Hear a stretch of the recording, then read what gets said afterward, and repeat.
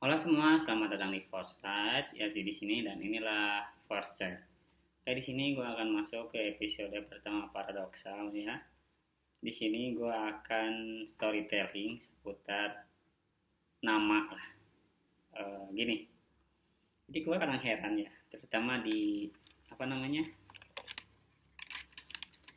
di lingkungan gue lah. Entah itu lingkungan gue yang dulu atau lingkungan gue yang sekarang, bahwa terutama di kabupaten kota gue yang nama itu selalu menjadi bahan perdebatan. Jadi kayak, lu tuh siapa sih? Gitu. Kayak misalkan bukan ada multi identitas ya, tapi kayak hal-hal yang menurut gua bukan gak penting, tapi lebih kepada kenapa sih dipermasalahin gitu. Jadi gini, di luar negeri itu ada istilah nama lahir, ada istilah nama biasa. Terus di beberapa negara ada istilah preferred name dalam artian orang itu lebih nyaman dipanggil siapa. Di Cina ada nama Cina, terus ada nama biasa. Bahkan di Cina yang migrasi ke Indonesia, nama Cina itu masih ada. Gitu. Nama Cinanya siapa, nama Indonesia siapa. Ada salah seorang yang dia ini sekarang berbisnis, terus dia mempermasalahkan sebuah nama. Nah, gue mau menjelaskan bahwa pemikiran seperti itu tuh pemikiran yang ketinggalan zaman. Ya mungkin ketika quote and quote ya, hidup hidup yang mempunyai karakter seperti itu adalah hidupnya gitu-gitu aja tuh, karena ya sejak awal pemikiran dia tuh ya gitu. Jadi perihal nama aja dipermasalahkan gitu. Ya orang berhak gitu loh mendapatkan nama terbaik atau nama yang menurut dia nyaman, karena nama itu menggambarkan atau merepresentasikan karakter seseorang, atau mungkin nama itu bisa menjadi sebuah doa, atau mungkin nama itu bisa memberikan sukma, bisa memberikan semangat juang kepada, atau bisa memberikan ritme kepada orangnya atau kepada raganya. Di sini gue akan bawa salah satu kisah. uh, Beliau sudah meninggal. Beliau dikenal dengan karyanya yang inovatif, revolusioner, dan gue pun baru tahu, dan gue pakai produk-produk beliau. Who this is? Beliau adalah Steve Jobs. Ya mungkin nggak banyak orang tahu lah nama nama di sini tuh. Sebelum jadi icon Apple, Steve Jobs itu bernama siapa? Nah, itu mungkin tidak banyak orang tahu ya. Jadi kisahnya, gue mau dulu ke kisahnya. Steve Jobs lahir pada 1955. Gue baca di sini aja. Steve Jobs lahir tahun 1955 dari pasangan Abdul Fattah Jandali, seorang imigran asal Suriah, dan Joanne Skibel. Karena tekanan sosial dari keluarga, ia ditempatkan untuk diadopsi tak lama setelah lahir. Salah satu anggota keluarga biologisnya menyebut bahwa nama lahir Jobs adalah Abdul Latif Jandali, mengikuti nama ayah kandungnya. Jadi, nama lahirnya itu adalah nama yang diberikan orang tuanya saat anak lahir, saat bayi itu lahir. Nah, seperti halnya gua diberikan nama lahir oleh orang tua gua as known as Muhammad Ilham. Nama lahir orang ini yang lahir 17 Juli 1995 tertulis di akta lahir dengan nama Muhammad Ilham. Nah, Jobs kemudian dibesarkan oleh Paul dan Clara Jobs di California, yang memberinya nama keluarga Jobs dan mendorong rasa ingin tahu serta pendidikannya. Ia tumbuh dengan kesadaran bahwa dirinya diadopsi, namun memilih melihatnya sebagai bentuk dipilih, bukan ditinggalkan. Jadi nama Jobs itu dipilih. Jadi seseorang nih migrasi terus diadopsi Itu artinya ya, kalimat pasif dipilih, bukan ditinggalkan. Perspektif ini membentuk cara pandangnya tentang identitas dan tujuan hidup, menjadi fondasi filosofi yang kelak mengantarkannya membangun Apple dan mengubah dunia teknologi. Oke, ini dikutip dari salah satu akun Instagram Warta Ekonomi. Penulisnya itu, bentar, lupa gua, naskah dan desain dari Asep Suhermana. Balik lagi ke kisah gua nih. Gua yang lahir dengan nama Muhammad Ilham. Ini agak sedikit membelot ke kisah keluarga gua, bahwa kemudian kakak gua itu dengan nama A berubah nama menjadi B itu karena sakit-sakitan. Nah, pun demikian.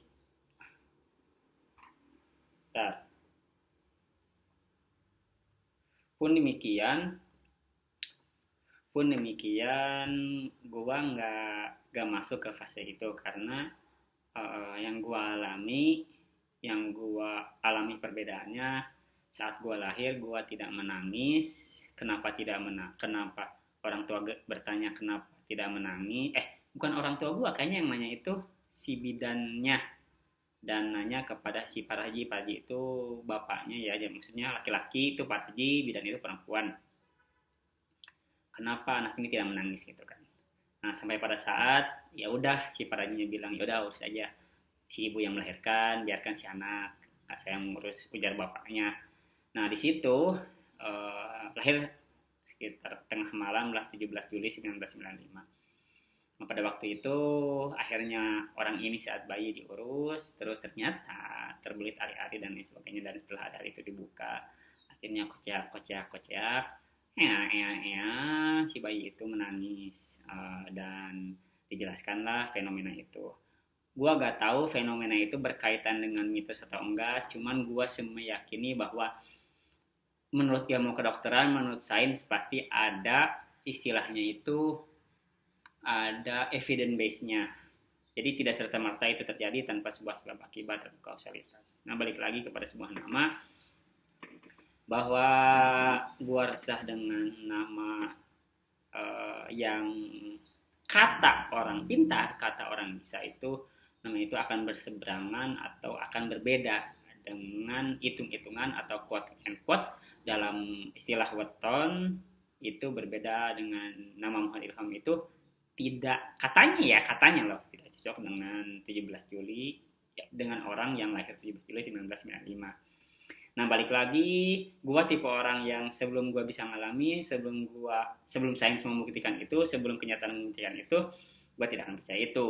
Dan sampai pada saat kenyataan membawa pikiran gua, kenyataan membawa sugesti bahwa nama itu tidak baik-baik aja. Terus pada sudut pandang yang lain, bahwa ada ustadz yang mengerti bahwa semua nama itu bagus, semua nama itu baik, selama nama itu tidak bertentangan. Kalau misalkan yang beragama Islam tidak bertentangan dengan agama Islam dan dimaknai sebagai nama yang sangat baik. Muhammad is now as prophet,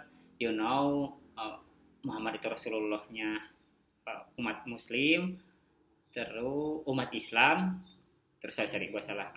umat Islam, terus ilham itu brainstorm atau inspirasi. Jadi mungkin ya ada pemaknaan yang salah ketika satu huruf saja salah. Kalau ilham pakai D di akhirnya itu berarti pujian. Kalau ilham tanpa D itu berarti pakai H besar. Kalau ilham D itu berarti H-nya pakai kecil dan itu artinya pujian. Kalau H-nya pakai besar tanpa D itu artinya inspirasi. Nah, dalam kitab agama gua Al-Quran itu, bahwa tidak ada diksi ilham. Jadi ada juga diksi ilham di surat Asy-Syams kalau nggak salah, falhamaha fujuraha wa taqwaha.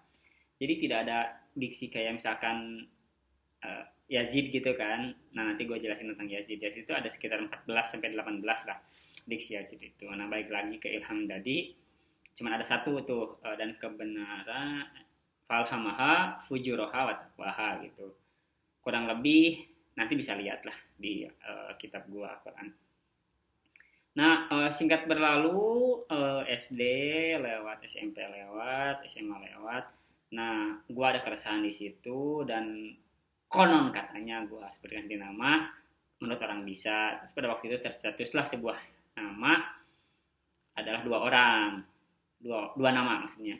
Cari dua nama, Muhammad Abdul Muhyi dan Lukman Hakim. Nah, dari situ gua ngerasa pikiran gua tidak tersinkronisasi dengan nama Muhammad Abdul Muhyi dan cukup tersinkronisasi dengan Lukman Hakim, dan akhirnya gue memakai nama itu di sela-sela transisi waktu SMA gue ke perkuliahan gue di Bandung dengan nama Kimen. Jadi orang-orang Bandung dan orang-orang kampus Bandung itu mengadua SNOS Kimen. Dan sampai pada saat gue ngerasa bahwa kok nama ini tuh nggak memberikan energi banyak ya. Kenapa gue bisa berkesimpulan ke sana, nanti kita bisa masuk ke cerita Yazid di 2018. Nah, masuk ke 2015 di Malang, SNOS Pimen gitu. Kenapa gue mengambil nama Pimen itu karena gue dulu suka kartun dan ada salah satu kartun itu robot yang dia punya dua karakter dan diberikan nama Pimen. Ternyata nama itu tidak sebegitu menurut gua, dan menurut keyakinan yang gua rasakan tidak sebegitu ngasih banyak sukma, tidak sebegitu banyak ngasih energi. Dan akhirnya di 2016 gua balik lagi, gua merubah nama, mencari nama dan merefleksikan dengan realita orang ini di masa lalu, orang ini tuh kayak gimana sih karakternya. Sampai pada saat muncul nama Syekh Ilham lah, terus muncul nama Ilham Harlino lah, karena gue sebegitu pada waktu itu ya fans kepada De Harlino. Terus sampai pada saat gue merefleksikan, gak tahu pada waktu apa, dan seingat gue pada waktu malam gue mendapatkan hidayah. Dan setelah dari hasil observasi gue, ternyata orang ini selalu ingin naik kelas, selalu ingin tumbuh, selalu ingin menanjak dan menyukai hal itu. Dan selain menambah, ternyata Muhammad Ilham yang menurut orang pintar dan orang bisa itu dikatakan ya quote and quote itu tidak sesuai dengan Garut 17 Juli 1945, mungkin ada benarnya ada enggaknya. Cuman yang jelas nanti gue bisa jelasin juga di segmen, maksudnya gue di tahun yang berikutnya ya. Gue lagi. Menemukan nama Yazid di 2018. Terus di Al-Quran tuh kurang lebih diksi Yazid itu 14 sampai 18 lah. Kurang lebih seperti itu. Nah, ternyata rasanya berbeda, ternyata sukmanya berbeda, sampai pada saat gak tahu darahnya dari mana, gak tahu timingnya seperti apa, dan yang gue rasa bahwa Yazid itu memberikan kepedean lah, memberikan energi ke gue untuk gue bisa tampil lebih percaya diri. Dan gue hidup di dua zaman dengan angkatan 98 dan angkatan 95, yang dimana banyak multi identity di diri orang ini. Apalagi zaman SD gue dipanggil Ami dan gue gak bisa mengerti lebih jauh dengan panggilan itu, tapi mungkin brandingnya di sana, dan orang-orang itu, terutama anak-anak SD, SNOS, is Ami gitu. Nah, Ilham mungkin di SMP, SMA masih ada lah. Nah, sampai pada Kimen, sampai pada Pimen, sampai pada Yazid. Nah, di 2018 God bless, Allah memberkahi nama Yazid kepada orang ini dan pecahlah di stand up di depan di introduction, mengenalkan identitas, kenalin gue Yazid, gue dari kampus A dan lain sebagainya. Sepede itu gue terucap nama Yazid dan sepolos itu. Di situ gue lega, ternyata memang memberikan. Yazid is everything for me gitu. Dia membawa orang ini melenggang. Sejauh itu Go Together Go Farther, nama Yazid membawa hal yang berbeda, dan ternyata gue ngerasa ada yang beda. Sampai pada saat puncaknya 2019 gue orasi di Trisakti, dan gue kongres di Bali S-Nya Yazid. Bisa lihat di sini kartunya masih ada. Gue tidak memungkiri juga dengan atas nama Ilham ya. Muhammad Ilham ya, si delegat Asian Congress Nutrition pergizi pangan UNS. Oke. Nah, nama Yazid terbang jauh, melintas batas kekurangan, membungkam omongan semua orang, bahwa semua orang memiliki hak yang sama untuk tumbuh dan berkembang. Dan balik lagi, kenapa judul ini paradoksal? Karena paradoks itu ya kalian bisa melihatlah. Sampai pada saat 2019, 2020 COVID, dulu 2021 gue mengikuti. Nah ini yang unik, kenapa disebut paradoksal? Di 2021 gue mengikuti berbagai acara, gue mengikuti banyak acara, rangkaian kegiatan organisasi sampai pada saat gue ikut LPDP dan gue ikut 2 kompetisi yang berbeda, yaitu Wirausaha Muda Mandiri dan Kejar Mimpi CMB Naga Business Idea Competition. Dan dengan nama Muhammad Ilham akhirnya gue bisa juara 2, dan disitu ngerasa bahwa paradoksal terjadi. Entah siapapun itu, entah apapun itu, entah terjadinya kapan, entah memberikan energi atau tidak, orang ini lahir sebagai nama Muhammad Ilham, bisa dipanggil Ami di masa lalu, di teman-teman SD, teman-teman sebagian SMP, teman-teman sebagian SMP yang lain memanggil saya Ilham. Di SMA mayoritas memanggil Ilham, kadang ada yang sudah Kimen. Di Bandung, teman-teman kampus Bandung memanggil gua SNWS Kimen. Teman-teman Malang gua di kampus Malang memanggil gua nama Kimen. Di 2016 Ilham kembali comeback, memulai halnya dari 0. 2016, 2017, 2018 nama Yazid lahir. 2019, 2020 sampai sekarang. Siapapun itu, ini gua, ini cerita gua, ini lika-liku gua, ini dinamika hidup gua. Jangan pernah masalahkan sebuah nama, karena sebuah nama, sebuah cerita. Itu aja kepada semua orang. Bicaralah